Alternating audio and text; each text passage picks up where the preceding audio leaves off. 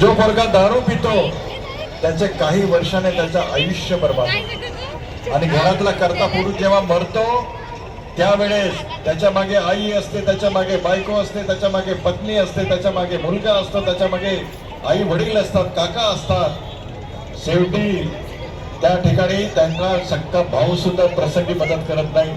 शेवटी परमेश्वर हाच त्या ठिकाणी मदत करतो. तुमचा एक मोठा भाऊ म्हणून या ठिकाणी मी आपल्याला आवाहन करू इच्छितो की सगळ्या आदिवासी बांधवांनी आजच्या या पवित्र दिनाच्या निमित्ताने मी आजपासून दारू पिणार नाही. जरा हात वरती करा बरं जर पित असते. नक्की ना? कोण कोण पित नाही बरं हात वरती करा. बस कोण कोण पित बरं हात वरती करा. मित्रांनो, माझी तुम्हाला हात जोडून विनंती आहे, दारू व्यसन हे आदिवासींचा मोठा साप आहे आणि म्हणून सगळ्या आदिवासी बांधवांनी एकत्र आलं पाहिजे. आम्ही तुमच्या पाठीशी आहोत. जिथे जिथे अडचणीत असाल तिथे तिथे तुमच्या बरोबर आहोत. एवढंच या प्रसंगी एवढंच बोलून मी थांबतो. जय हिंद, जय महाराष्ट्र, जय जोहार, जय जोहार. आता आदिवासींसाठी पेसा कायदा आहे, तो पेसा कायदा आम्ही त्या ठिकाणी लागू झालेला आहे. ज्यातला 17 संवर्ग असेल, तलाठी असेल, ग्रामसेवक असेल, त्या ठिकाणी शिक्षक असेल, अंगणवाडी सेविका असेल, त्याच गावातून त्या शिक्षिका त्या ठिकाणी भरल्या जातील. आदिवासींचे त्या ठिकाणी 100% आरक्षण त्यांना दिलं जाईल. परंतु त्या ठिकाणी काही सुप्रीम कोर्टात कोणीतरी गेलेलं असल्यामुळे त्या ठिकाणी अडचण जरूर आहे. परंतु या ठिकाणी आपण मार्ग मुख्यमंत्री महोदय आणि दोन्ही उपमुख्यमंत्र्यांच्या माध्यमातून हा प्रश्न आपण सोडवत आहोत. जय आणि सगळ्यांनी आदिवासी बांधवांनी सगळ्यांनी एकजुटीने एक वाक्यतेने राहिलं पाहिजे. एकमेकांमधले जे मतभेद आहे हे मतभेद बाजूला सांगून सगळ्यांनी एकत्र राहिलं पाहिजे. धन्यवाद. जय हिंद, जय जोहार. आदिवासींचे भविष्य तुमचा आवाज हा जोरात असला पाहिजे. जय आदिवासी.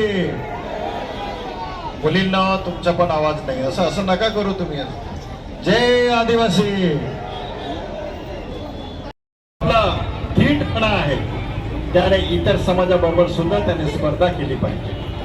आणि म्हणून आदिवासी बांधव सगळ्या गोष्टीमध्ये खूप मागे आहे इतर समाजापेक्षा. त्या समाजाने सगळ्यांनी पुढे आलं पाहिजे. मी आपल्याला सगळ्या माझ्या तरुण बांधवांना माझी विनंती आहे, एखाद्या आमच्या आदिवासी भगिनीवरती कोणी विनभंग करण्याचा प्रयत्न केला, आमच्या भगिनीवरती कोणी अत्याचार करण्याचा प्रयत्न केला, सगळ्या आदिवासींनी प्रयत्न करेल, दाबण्याचा प्रयत्न करेल. तेव्हा सर्वांना आम्हाला एकजुटीत राहावं लागेल. हेच आजच्या माध्यमातून आपल्याला या आदिवासींकडे आपल्याला समज येईल. मित्रांनो, 1 ऑगस्ट 2014 रोजी आपला जिल्हा पालघर जिल्हा एक वेगळा निर्मिती जिल्ह्याची घडली. गावी साहेबांचं योगदान महत्वाचे त्याच्यात. आणि त्याच्यानंतर त्याच वेळेची घटना अशी घडली की धनगर आरक्षण हे आदिवासी समाजामध्ये समाविष्ट करण्याच्या दृष्टिकोनात एक भूमिका चालू होती. आणि 1 ऑगस्ट पालघरचे आमदार माजी राज्यमंत्री माननीय राजेंद्रजी गावित साहेब, पालघर जिल्ह्याचे शिवसेना प्रमुख माननीय वसंतजी चव्हाण साहेब,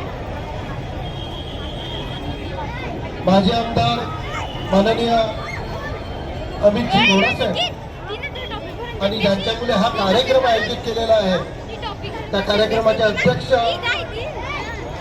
माननीय गोल साहेब आणि सर्व इथे उपस्थित असलेले माझे आदिवासी बांधव बंधू आणि भगिनी. खरं तर जागतिक आदिवासी आपण ज्या पद्धतीने साजरा करतो हे करणं फार महत्वाचं आहे. पण त्याचबरोबर